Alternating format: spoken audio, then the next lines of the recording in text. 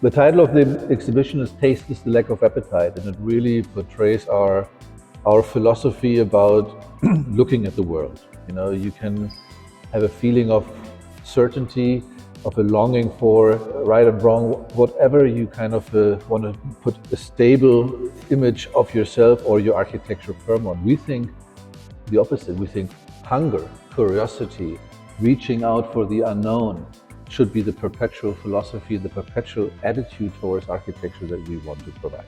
We live in times of real dynamics, of cultural and global changes, and it's not the time to have a good taste. It's the time to find real solutions. You have to be hungry to find real solutions, and especially in architecture, because architecture combines so many aspects at the same time. It's at the heart of our societies. We don't have the luxury of having good taste. We need to find great solutions. That hunger for looking for a wonderful solution that brings beauty and identity to our urban environments, that's what interests us. And that's what we think is needed these days. We've been always told, find your way, find a signature, find a methodology and stick to it, become a brand, repeat yourselves, make yourselves known for something. And because we're multiple people from different ways of life, we have had locations of offices in different cultures and contexts. And because we're so curious, once we always got to a certain point of repeating ourselves, we got bored and we reinvented ourselves. We want to talk about the problems and resolve them, and then find the right methods to find the right answer.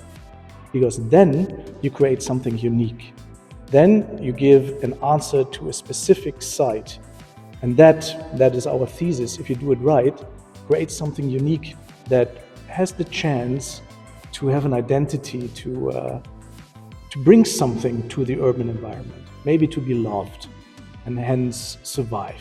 I think it's important to point out that there is not first the design strategy and then the project or the outcome, but it's first the task we deal with. It is the situation inspired by different conditions on site, and we try different strategies.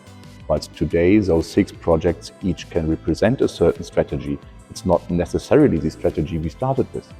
And the idea was to come up with an independent little power plant, basically, that we wanted to invent for rural communities without access to power grids, to electric power. So the kiosk combines solar panels on the roof with local batteries and a charging infrastructure. That way we make sure that we harvest the sun, generate energy, but allow also customers, locals, to get access to energy.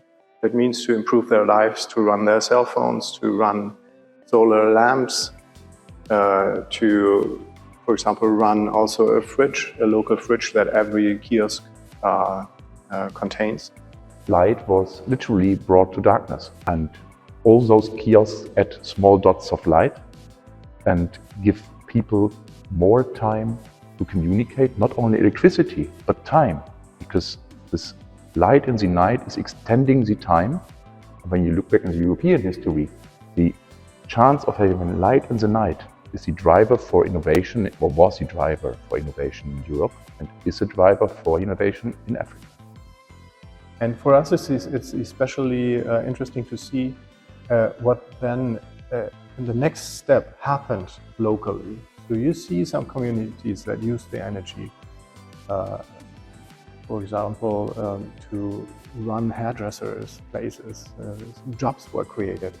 People became really inventive, opened little cinemas to also broadcast and show news and sports events and so on. So little pubs, little businesses were created all around the solar farm.